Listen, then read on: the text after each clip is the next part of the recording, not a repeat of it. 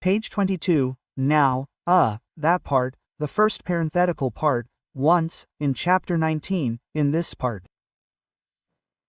Now, I briefly explained the vice chairman. And then, yes, next. It's a simpler parenthesis. The parenthetical part says, Com was now in the group of executives. As I mentioned earlier, the ruling party's leadership is now in charge of the executive branch, and if you look at the expression here, the National Assembly is giving the executive branch full control. It goes on like this, and it's talking about the independent House of Representatives, but here, you have to be careful because at first glance, it seems like this, but there's another story later. This is the opposite. In fact, the opposite. Since the ruling party's leadership is taking over the executive branch, expressing it this way makes it seem like the National Assembly is taking control of the executive branch. That's not what I meant. If you look closely, the Prime Minister is the leader of the ruling party, so the ruling party members will want to be like in Guan, right? Then they should listen to the Prime Minister. That's why the Prime Minister has a firm grip on the ruling party. He was trying to show the close relationship between the House of Commons and the executive branch, but in reality, it's all just in Guan. The Lords is giving the Commons the upper hand. In other words, the Prime Minister is tightly controlling both the executive and the legislature. As we move on to the next chapter, the topic of street on government comes up, and it's been mentioned quite frequently before that. So, the Prime Minister is concentrating enormous power and controlling both the executive and the legislature. But in the current context, the House of Commons is talking about unilateralism, so it's expressed this way. So, the sigh of the party system is very inflexible, and very, what should I say?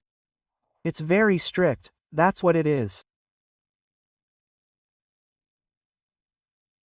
So, the Wiji Power T system party structure is very disciplined, and so, what should I say, the Prime Minister or the ruling party leader's words are passed on to the person who gave the order, so it's like this.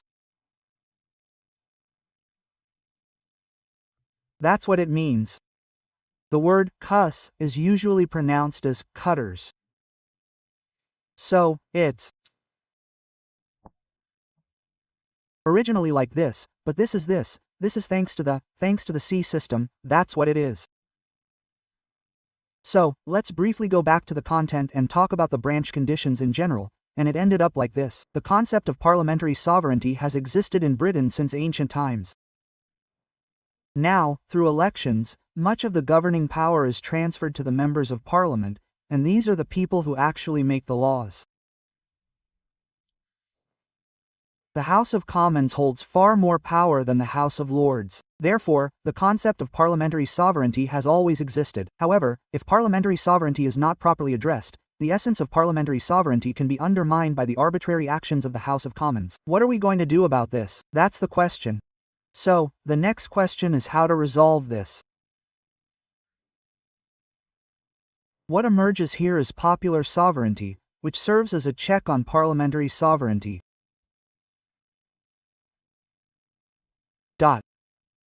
Explaining the concept of sovereignty is extremely philosophical, political, and complex. So, how can we, how did it originate and so on? And how can the divine right of the king be defeated, right? The conditions for a monarch, sovereignty, and other concepts are so complex and need to be explained in detail. But this author doesn't do so. Instead, he provides a very realistic explanation. So, we've now seen what sovereignty actually is. That's what it means. In the current reality, this philosophical term doesn't even come up at all, right? Well, popular sovereignty will also come up, which is a bit of a headache. Well, let me explain it very simply. Simply put, popular sovereignty now has the role of checking parliamentary sovereignty. Such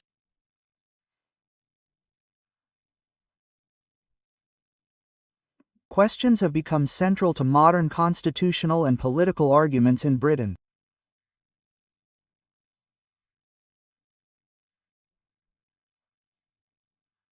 This is a very important issue among the various constitutional and political issues Britain has faced since the modern era.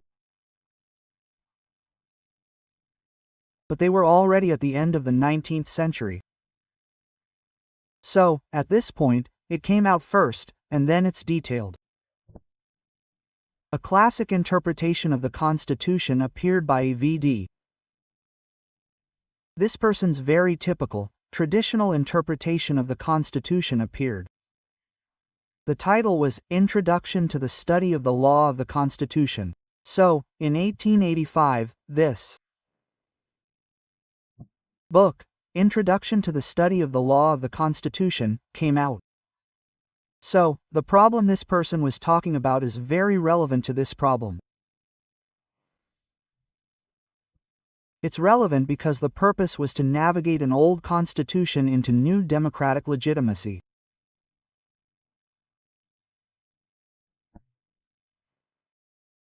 The goal of this book was to explore the old British Constitution, which they called a new democracy, and to explore its legitimacy and legality. So, we can see that the constitutions passed down from ancient times were centered on monarchies and aristocracy. Of course, if you look at things like the Magna Carta or the Bill of W, they clearly state the rights of the entire people, centered around Parliament. But that doesn't mean they were a democratic class that directly participated in policymaking. Now, with the advent of a new era of democracy, where the people are directly involved and participating in politics.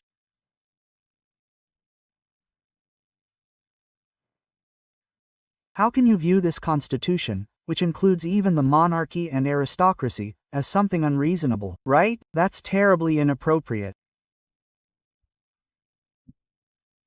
But by taking that and making it legitimate, legal and just, even in this era of democracy, I want to make it legitimate. That's why this book is about the sovereignty of Parliament being one fundamental law of the British Constitution. If the sovereignty of Parliament is a very fundamental law that constitutes the British Constitution, then if you look in parentheses, the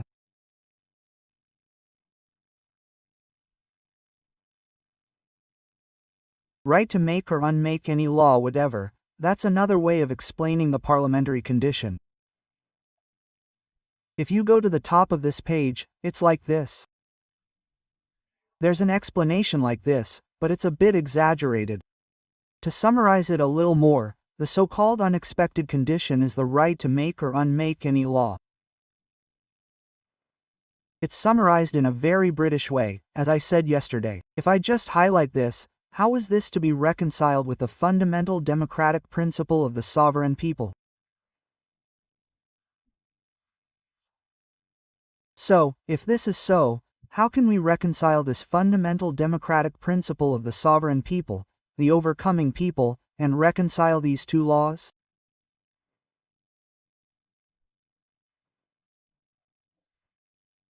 So, what was there to prevent sovereign parliament from exercising arbitrary power over sovereign people?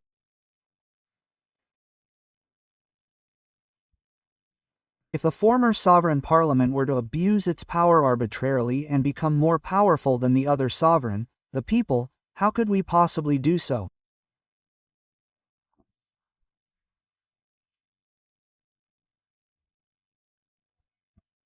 Now, the question is this. This was the question raised, and it remains our problem.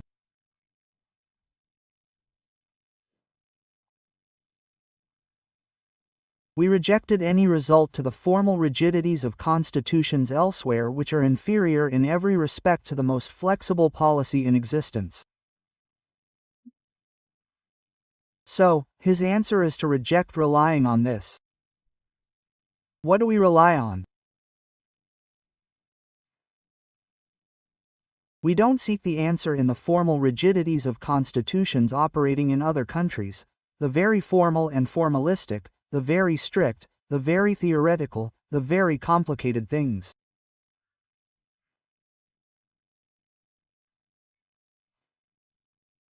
Because, from all perspectives, the rigidity of these other constitutions, the constitutions of other countries, is that the UK currently has the most flexible political existence.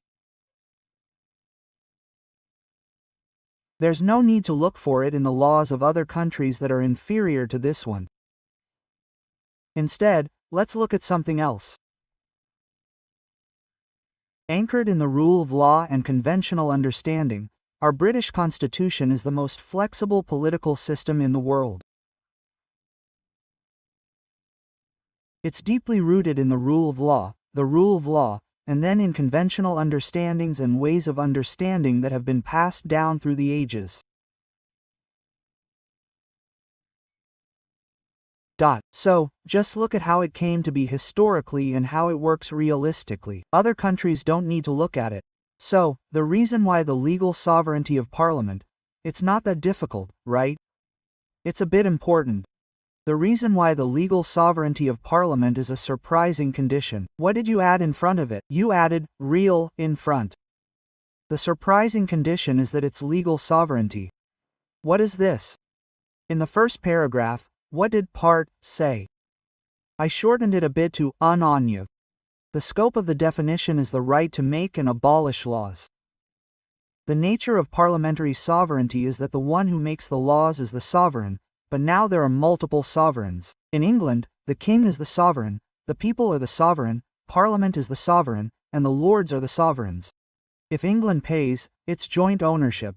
It's not owned by a single person, but in a way, it's owned by all citizens, and in this way, it's joint ownership. In a way, it's a corporation, right? So this parastatal is also the owner, and its primary role is to make laws. So, okay, let's go back to that. Yes. The reason why the legal sovereign of Parliament could not be in practice.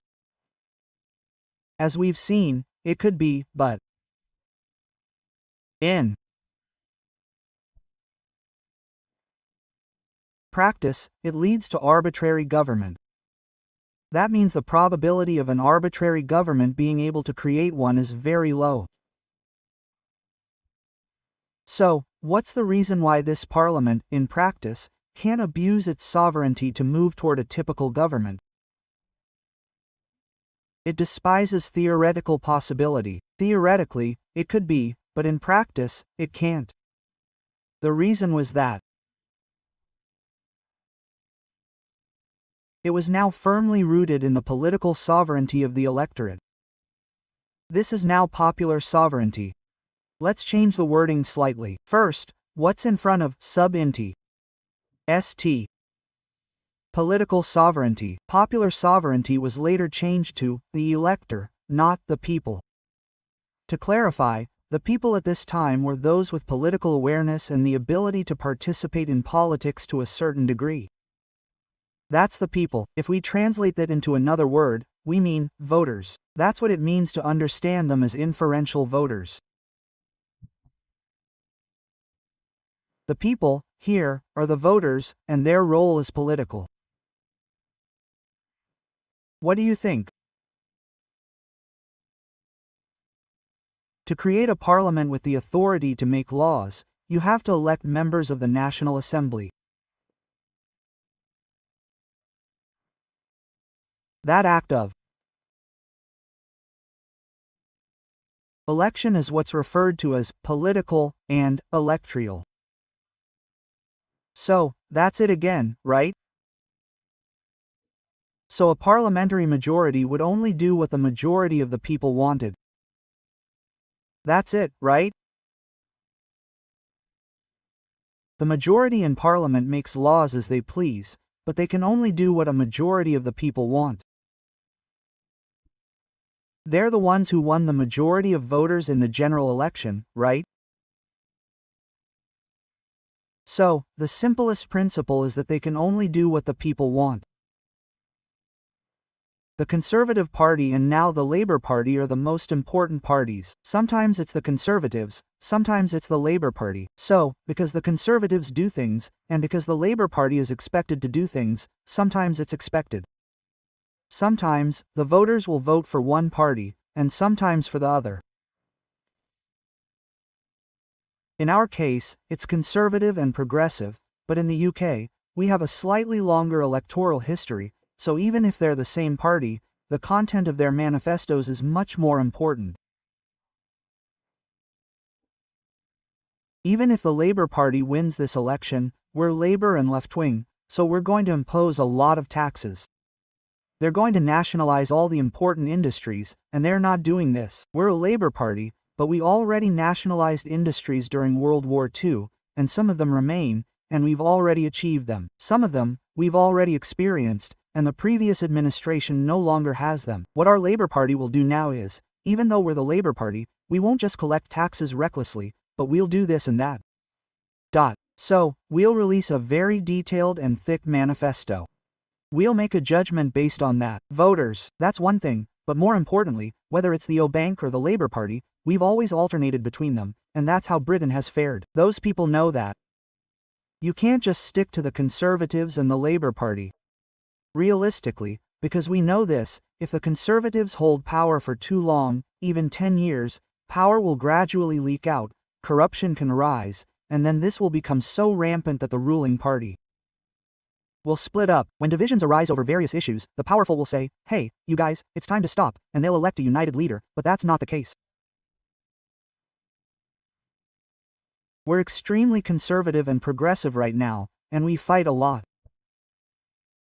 Politicians fight and argue over ridiculous things, and then the people come out and take sides and fight. They'll tear each other apart and kill each other, and if that's the case, then progressives are pro-North Korea leftists. We have to kill them. On the other hand, conservatives are like, Su hyuk juk ttaeng bun jik bok de ssi de sang pa ha ha, and they'll talk in extremely extreme ways like, now that the conservatives are in control, life is a little easier. If only they'd kept conservatives going, and conversely, now that they've finally become progressive, corruption will decrease. It has decreased. Corruption doesn't happen like that. When society reaches its peak, these people take over, and when the time comes, things change. This is an inevitable reality, so I don't understand why they keep not doing this. Anyway, the British people are much more accustomed to that. That's how it is. But now, if a certain party takes power, then, as we'll discuss later, in reality, the majority of the people won't vote for them. This is because voter turnout is low, and that low voter turnout means that only a small percentage of people voted. This isn't always the case, but logically, this is what's happening now. The people have the right to elect the very important House of Commons members who make the laws. And then, after a few years, if the Labour Party is in power now, they'll drive them out and give them to others. This is a terrifying people who don't give up. We can't ignore their sentiments, right? That's why we're talking about that. So, while theoretically, the House of Commons might seem to have a lot of autocratic power over parliamentary sovereignty, in reality, they do. Because, well, we won the election. We have 60% of the parliamentarians who can do whatever they want. What if they implement policies that weren't included in their manifesto or reverse them? That creates division within the party, and voters, sensing that, take advantage of it and change the government. We have a parliamentary election every 4 years, and a presidential election every 5 years. In the UK, if they clean up the system and the ruling party becomes the government, they're guaranteed power for 5 years, as I mentioned earlier. If it suddenly becomes divided and unstable, the Prime Minister could suddenly change, and if there are too many checks and balances, the Parliament could simply be dissolved after 3 years. That's what happened in the UK. So, during the recent Black Sheet, they held numerous mid-term elections because things weren't progressing. So, for 5 years, you guys, it was a really tough time. Things like that are happening now, and something like that happened in 1909. They held general elections twice in 1 year. Things like that are happening. So, if this system were to be introduced to our country, it would be a disaster. The current Yoon Suk-yeol government has a 20% majority. This is an unexpected dissolution. So, if we want to remove a president, we have to impeach him, and that's incredibly complicated. In the UK, it's possible to do that in just a month or two. What I envy most about the British Parliament is that if they don't like someone, they can immediately remove them. Whether conservative or progressive, the fact that they can do that shows the immense power of the voters and the public. In a way, That's what it's all about. So, no matter how much power the ruling party and the House of Commons seem to wield, the issue at stake is this: they have the people who can remove them at any time. They have to listen to them, and while they can make laws as they please, they have to keep their promises to the people. That's why I'm talking about that here. There are other parts of what I just said, and in a later chapter, there are various aspects focused on the Prime Minister, so I'll talk about them later. So, this book addresses this issue from various perspectives. So now the legal sovereign and political sovereign have gone hand in hand. So who is this legal sovereign? Who is the political sovereign, the people or voters? It would be easy to make a test question, right? Something like a simple 0x, or something like, the best of the best, or, the best of the best, could do it, right? So, please understand that. So, our modern code of constitutional majority morality secures through a roundabout way what is called abroad the sovereignty of the people. So, our British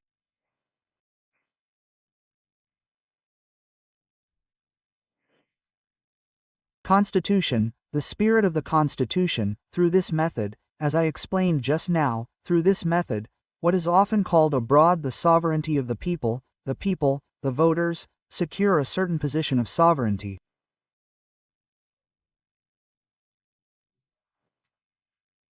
Roundup is our foreign language text, and if you look at the roundabout on the way in, there's a roundabout. These days, there are roundabouts, right? We call them roundabouts, but they're actually roundabouts.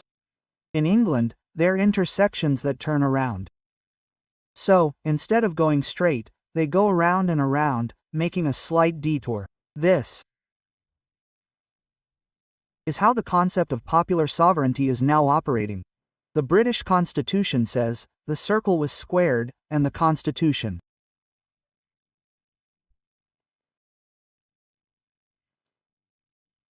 had been safely navigated. Quote, that's what it means. If we draw a circle, we draw a circle with a pencil. In France or Germany, we might cut it out and make a star, or we might draw a line. That's how we create our Constitution. But if we take a circle and push it in my direction, it becomes a triangle. We don't cut it, the shape changes, but what happens then? The area is the same, right? That's the meaning. The phrase, this circle became a square, is used in many different contexts and in different ways, but in this context, in the context of this article, it's used in that sense.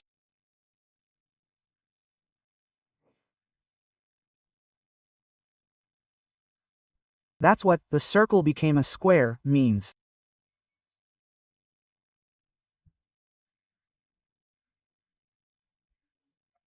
Next, the Constitution had been self-navigated. So, the British Constitution navigated very safely, without the need for radical overhaul, right?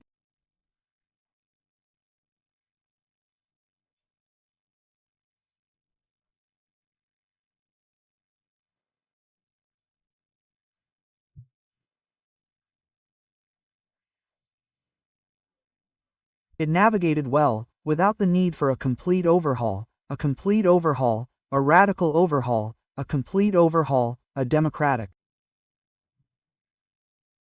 It's not square, it's square, it's queen, it's queen. Okay, anyway, be careful again. Next, let's move on to the next section. I explained it like this. Mr. I explained it like this. He did it very nicely and conveniently.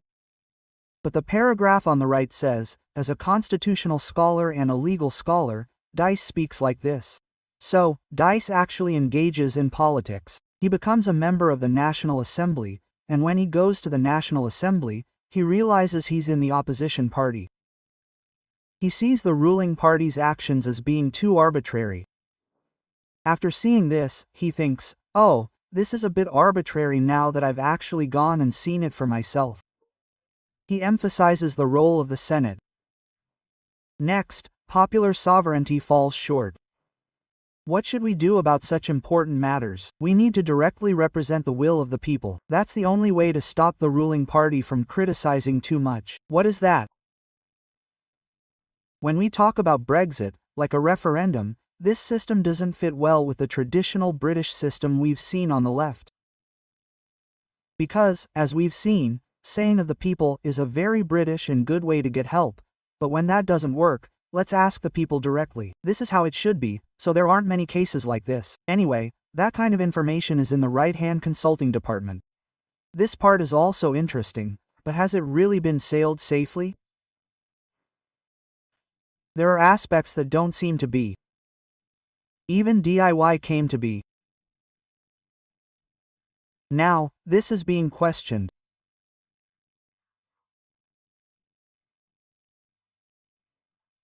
Once he switched from the role of academic jurist to a partisan called an irrational innocence.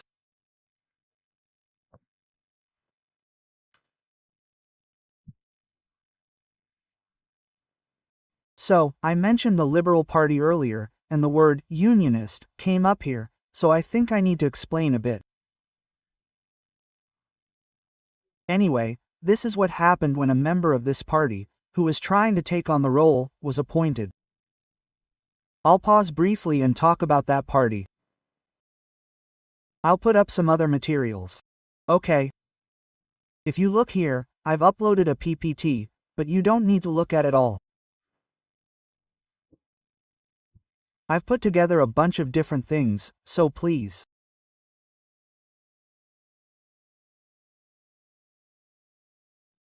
Take a look at it later. There's a lot of talk about British political parties, and we'll look at this part now. It's set in the 18th and 19th centuries, right? Let me move the screen a bit. I don't know if you can see it. I'm trying to make it easier to see. Can you still see it? Yes, you can. Yes, that's right. Okay, this is the situation in the 19th century, the 18th century, and the 19th century. The Conservative Party, and then the Liberal Party, were the two most important political parties. In both cases. But then, in the 20th century, the Liberal Party began to decline significantly, and the Labour Party began to grow rapidly. Okay, let's just look at these two. The Conservative Party had a previous situation. If you look at it before that, there were words like Tory and Whig that came from somewhere.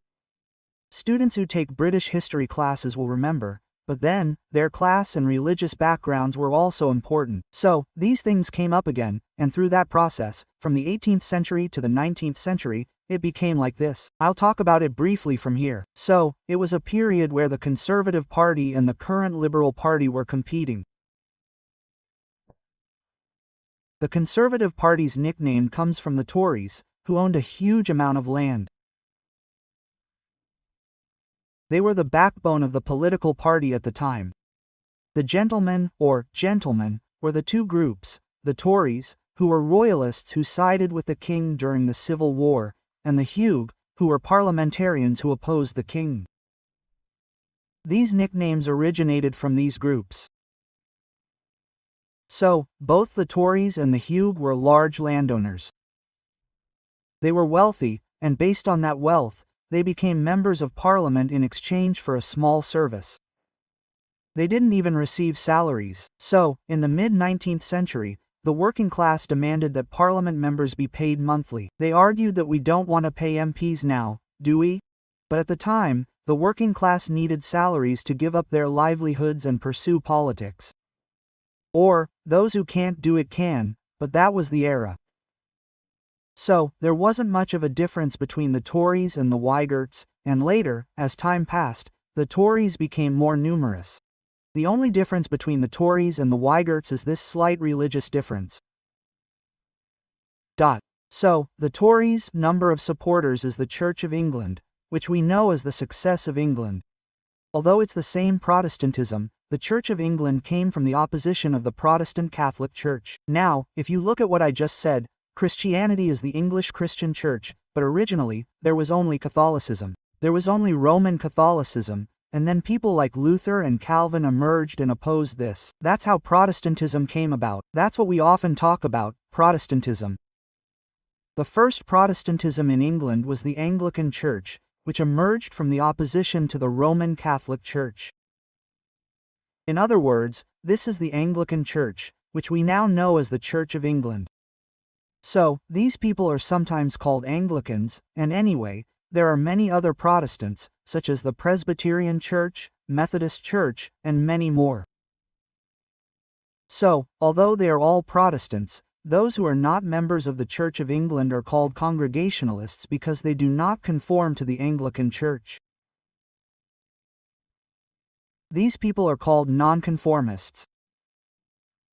So, there are some differences between the two. Ɂ is often like this. O of India, and then there are those above, so these people are a bit more reformist. So, Methodists, like those in the Prohibition movement, were the ones who championed the abolition of slavery and the abolition of the institution of slavery. When these people entered politics, they often engaged in reformist initiatives. That's why they were the Whigs. They developed into the Liberal Party, and the Tories began competing with the Conservatives. However, the Tories always outnumbered the Whigs. So, to counter the Conservatives, the Liberal Party needed to ally with other groups. The most important of these groups were the so-called radicals, intellectuals. Because they were radical intellectuals, for example, when it came to reforming the electoral system and granting voting rights, the radicals argued that all adult males should be given the right to vote. The Whigs, on the other hand, proposed a wealth-based approach, suggesting that voting rights should be granted only to those with a certain level of self-reliance. Transcendence is maintaining the status quo. That's the way it was. This is how things unfolded, with Whig and Radical sometimes aligning and sometimes differing. The coalition was primarily the Liberal Party. Then, in the mid-19th century, the workers I mentioned earlier wanted to pursue policies for themselves, so the working class, primarily labor union leaders, stepped in to oust politics. However, they still lacked power, and voting rights were limited. In cities with a large worker population, for example, a constituency might have 1 million people, but even with 1 million votes, only one member of the National Assembly would be elected. So, there were various complaints, and there was no capital. His dream was to create a labor party. I want to create a workers' party, but this approach makes it difficult to enter the National Assembly. For example, if you run in an election somewhere, the Tories and the Whig are competing, and even if you run as a workers' representative, you can't compete. That's difficult. So the Liberal Party, which holds the key in terms of numbers, strategically makes proposals to the workers' representatives. In areas with many factories and large worker populations, the Conservatives are running, but in those areas, the Liberal Party doesn't field a representative, and if you can get a workers' representative to take over, you have a chance of winning. So, in some of those areas, they field labor leaders and working class leaders, and the Liberal Party doesn't field a candidate. So, let them win. If they win, they'll only have a few members in the National Assembly. That's why they can't form a negotiating group within the National Assembly. So, they end up working as a Liberal Party member. It started out as a labor leadership, working class leaders, and their dream was to break away from it and create an independent labor party comprised solely of workers, hence the name Independent Liberal Party. It wasn't independent, but independent. So, as working class people, we created the Independent Labor Party, or ILP, for short. But that dream didn't materialize until World War I, when the 20th century began. In 1906, a few people joined, and the Labour Party emerged. From then on, it really grew, and the Independent Labour Party was abandoned, and a little later, the Labour Party emerged. That's how it was. Then, in the mid-19th century, in 1801, in the early 19th century, Ireland became a land of official study. What that means is that constituencies in Ireland will elect MPs and send them to the Parliament in Westminster, London. So, dozens of Irish MPs will be in London, voting in Parliament. That's a huge chunk of the vote. So, the Liberal Party wants to use them to counter the Tories. But the common desire of these Irish MPs is that they don't want Ireland to be part of the UK. They want independence, but independence isn't possible right now, so they're trying to achieve a lot of autonomy. The Liberal Party sees this and says, okay, I'll help you gain autonomy. So, cooperate with us, let's join forces and fight the Tories. Quote, that's what happened. So, these people weren't like the workers of the Liberal Party, but they cooperated a lot. So, starting in the mid-19th century, Ireland demanded self-government, and the Liberal Party wanted to grant it, while the Conservative Tea Party tried to block it. This is how it happened. At the time, the Liberal Party was a coalition force, so there was a split over this issue. So, the Whigs, who were wealthy and very conservative, came to Liberal. Now, most of these people were against giving self-government to Ireland. So, the Radicals were in favor, and then this person. If you look at the second line, most of the Whigs and some of the Radicals left the Liberal Party. So, these people were called the Liberal Unionists. Why did they say, union? They were saying, let's give Ireland self-government. But the Conservative Tea Party said no. Not only is it not self-governing, but if you grant it autonomy, they'll eventually demand independence. The Kingdom of Great Britain and Ireland is breaking up, and that union is a union that states that the UK and Ireland should remain united. So, Britain and Ireland should remain united. That's why we translate it as unificationist. So, at this point, the Radical Unionist Party breaks away. Then, the Whigals break away. Whigals also advocate for this union. So, these people briefly create a room. They're the Unionists. If you look at the text here, you'll see the Liberal Unionist Party. These people are the ones who broke away, and then the Radical New Party broke away, and that party that was briefly created is called the Unionist Party. Now, Nice is affiliated with Whigals, not Radicals. So, anyway, that's what happened, and these people eventually all joined the Conservative Party, which grew even bigger. The Conservative Party. So, the name of the Conservative Party today is the UKERV. And Unionist Party. Even today, the word Unionist is still included in the official party name. This union refers to the United Kingdom and Ireland.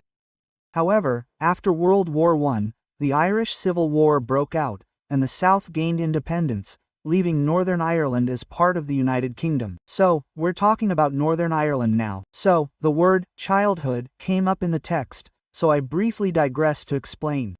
It's been a few weeks, but you probably already know the basics about political parties, but while we're on the topic, let me tell you what it was like when I was a child. It was a confrontation between the Conservatives and the Liberals, and then the word Unionist came up due to the Irish issue. Today, the name of the Conservative Party remains. What does this mean? What does union mean? I could ask a test question about it. What is it? Ireland or Northern Ireland? It doesn't matter.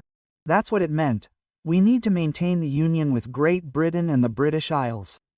So, it's become like this now, and its character has changed. Then, as I mentioned earlier, the Labour Party, which began in the early 20th century, began during World War I. Many working-class people participated in the war, dying and contributing to the nation. Then, voting rights were expanded across the board, and women were granted the right to vote. Then, as I mentioned earlier, constituencies were reorganized, so if a worker representative ran, they were automatically elected. Now, with the creation of constituencies, the Labour Party grew in numbers and rapidly grew. That's why the Independent Labour Party, as I mentioned earlier, was organized. Then, at the time, there were trade unions, such as the unions, which had various sectors, such as metal, mining, iron and steel, and railway unions. It's like the National Federation of Trade Unions and Pay, where those unions are gathered. It's missing an S, so it's like a federation of labor unions. It's usually translated as a labor union conference. This group comes in, and then there's the FA Society, which is a socialist organization formed by middle-class intellectuals. These people aren't espousing the liberation of workers' rights like Marx, but rather, influenced by a socialist like Harry George in the United States, who believes that the monopolization of land is the cause of social unrest. So, the people who aim to communize or nationalize land are intellectuals, not Huguenots. They don't want to look like they have power simply because they own land. And they don't like the sight of traditional Latin circles learning only about culture and making laws just because they're educated. If you look at Germany or the US, it's a very realistic situation where experts from various professions gather together to engage in politics and become the elite. But I don't think that's the case in Britain. Of course, Germany is similar. The land is controlled by the German nobles, but they still talk like that. They argue that Britain should be led by an intellectual elite, and they advocate for socialism in the sense of breaking up land monopolies, which somewhat sways and ignores workers. However, their aspiration is socialism, so they joined the Labour Party and changed its character. They educated Labour Party workers, and then, rather than communism through revolution, they advocated for their own ideology within the existing system, gradually changing parliamentary processes and legislating to realize their socialist dream. That's why their strategy was infiltration and permission. It's total infiltration. It's not revolution, it's infiltration. So, they entered parliament and tried to change various laws. The Labour Party's founding members, including Fabian Sosa Chion, were intellectuals. This became a very important trend in the Labour Party, so, not all Labour members were workers. Some, like Tony Blair, were lawyers who had been involved in politics with Labour's enemies and later became Prime Minister. So, progressive intellectuals were present. They joined forces with workers, and the Labour Party became a place filled with such people. Fabian was one of them. Fabian was a Roman general, I think, Fabatus. When fighting a specific enemy, he surrounded the castle, cut off the gospel for several months, and slowly killed them. He sent spies to, lower morale. That's where the term Fabian comes from. Fabian, so Fabius or something like that, Fabian, or just Fabians, these are another series, and there is now an istic.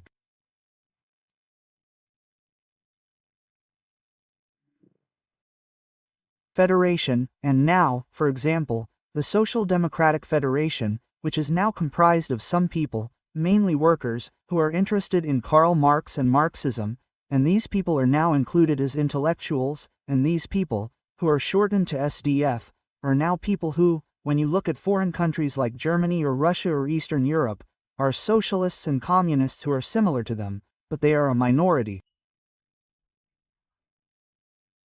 These people, when you compare them to foreign countries, are exactly the kind of people who come to mind when you think of the foreign Labour Party or Socialist Party. If these people go to workers' rallies and talk about socialism, Marx, the evils of capitalism, and workers uniting for a social revolution, I'm a kid who specializes in that kind of stuff these days. Looking at historical records from that time, the workers here didn't listen to them.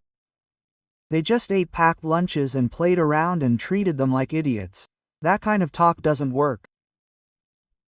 British workers are satisfied as long as they work safely, work the fewest hours possible, don't get laid off, have steady supplies, and receive a fair share of their work. So, they negotiate wages, improve working conditions, and negotiate with the capitalists to achieve those goals. So, who's responsible for that? Trade unions are the key. That's why union activities are so important. Going there and talking about socialism and all that kind of stuff doesn't work for me at all. So, the UK's Labour Party is a very different contrast. It'll come up later. So, that kind of thing, and the SDF, for that matter, played a very minor role. Now, their role is being overrated, as if it were something great. Left-wing intellectuals in our country keep bringing it up among those who study British history, but compared to what I've studied, it's completely irrelevant. So, another important thing is that Scotland has traditionally been a Labour Party, with a strong Labour image. Scotland's Labour Party was also organised separately, and these merged to form this. So, most Scots have voted for the Labour Party, until now. But a few years ago, before Brexit, Scotland was pursuing independence, and there was a referendum for the Scottish people. It was a close call in the 1970s. At that time, the referendum was absurd, and the Scottish people voted to remain in the UK. About 10 years ago, when Scotland had a referendum, it was very unfortunate, from their perspective, that Scotland deliberately remained in the UK. But at the time, the Labour Party, the beneficiaries of the National Labour Party, came to Scotland and kept insisting that Scotland should remain in the UK. And then independence didn't happen. In the next general election, the Labour Party lost a lot of Scottish voters, and the squat pro-independence party called the National Party gained seats. So now, things have changed a lot. That's how it is. Lastly, I mentioned earlier that the Liberal Party regressed. There were many reasons for this regress. As I mentioned earlier, in 1909 and 1910, they were at a peak of their power. Then, after World War I, what happened was that the Allied nations of Britain and France defeated Germany. Then, the House of Burgundy, which had united Austria and Hungary, collapsed, and the country was fragmented. Hungary was fragmented, and the Ottoman Empire was reduced. Then, the Ottoman Empire sided with Germany and then went to war. The Middle East was no longer the Turkish Empire, but rather divided into individual countries. This is what people have always strived for: freedom. It's about individual freedom, but it's also about national freedom. It's about independence from empires. And that's been achieved globally. So, it's becoming increasingly difficult for liberal liberty to gain political momentum, and individual freedom has progressed significantly. Now, as we pass the 20th century, it's become ridiculous to advocate for freedom and call it the Liberal Party. If we had a Liberation Party or an Independence Party in our country today, it wouldn't make sense at all. We're already independent. So, there's that, and then there's the fact that the Liberal Party pursued various reformist tendencies, and the Conservative Party also started reforming. Then, as we saw earlier, the Labour Party came in, and now the Labour Party is pursuing reform even more radically than the Liberal Party, so there's a misunderstanding. The Liberal Party's position. So, this has regressed significantly, and now it can't exercise its power. After World War II, the Labour Party and the Conservative Party took turns holding power, while the Liberal Party was completely pushed out as a third party and became a minor opposition party. Then, in the 1980s, what happened in the Labour Party was that the power of the unions became too strong, and when the National Convention was held to elect the Labour Party leader, the union members had 1 vote per person. So there were too many of them. So a leader who put forward policies that did not suit the tastes of the union members could not become the Prime Minister, and it was very difficult. So, if the Labour Party leader went on to become the Prime Minister in the general election, he would need to look after things like the economy as a whole. But the union members only listened to what they said. So now the policies became too much, and the British economy was in shambles. Moreover, in the 1980s, the Conservatives took power, and the Labour Party remained in opposition, but they started doing a lot of ridiculous things. For example, one thing that was ridiculous back then, and still makes no sense now, was saying, "We'll just do it for the world." For world peace, it's a stupid idea, right? It's unrealistic now, and from a modern perspective, it might be true, but back then, the idea of supporting gay marriage was ridiculous. Back then, some of those people thought the Labour Party was too extreme and left. So, some centrists left and formed the Social Democratic Party. People who had left the Labour Party were the ones who came. The left was the one who came, who mainly uses the term social democratic critics. It's a term used by people like the SOSA people I mentioned earlier. Social democratic socialism is socialism, But it's not a community that achieves something through revolution. Rather, it's a political party that gradually develops socialist ideals. These parties are usually called social democracy. In Europe, if you go to Germany or France, they're all like that. They're center-left. So they create the Social Democratic Party and break away. Then these people join the Liberal Party. So, the Liberal Party and the Social Democratic Party are combined to become the Liberal Democratic Party. It's still used as a term today. So the current English name is Lipdom, and they're usually combined to become Lipdoms. This is the Liberal Democratic Continental Party, and this is the third party. So, the Labour Party alternated between taking power, while the Liberal Party couldn't. The British electoral system also played a role in this, which will be explained later in the first chapter. This party, and for about 10 years, held an election. Because of the British electoral system, one party usually wins over 50% of the seats. But in that year's election, the odds were stacked against them, and they didn't win a majority. The Conservative Party won the most votes. The Labour Party lost, and the Conservatives only won about 40%. There are several ways to handle this situation. One option is to simply leave it as is, but then, as I mentioned earlier, the Prime Minister wouldn't use the law. So, in this case, they form a coalition with another party. But the Constitution Party has no reason to form a coalition with the Labour Party, right? At this time, the Liberal Party and the Conservative Party formed a coalition cabinet. This was the first time since World War II that a coalition government had taken place, in 2010. So, instead of the Liberal Party merging with the Conservative Party, the party maintained its status, but the two parties formed an open cabinet. That was the first time they played the role of the ruling party, and after that, they faltered, and recently, as I mentioned earlier, they've been praising Brexit while opposing it. The Liberal Party is a very pro-European Union party. So, when the atmosphere in the UK was turning anti-European, they were too pro-European, and their popularity dropped. Then, as I mentioned earlier, the National Party and the Nationalist Party took a lot of seats from the Labour Party, so the Consul Party, then the Labour Party, and now the National Party and the Scrutiny Party became the third largest party. The Liberal Party fell to the fourth largest party, and then, during the last election, it seems to have recovered a little bit. It's that kind of party. The Liberal Party has a lot to say about the electoral system later, so I think it's good to keep this in mind. So, I've talked a little about this party up to here.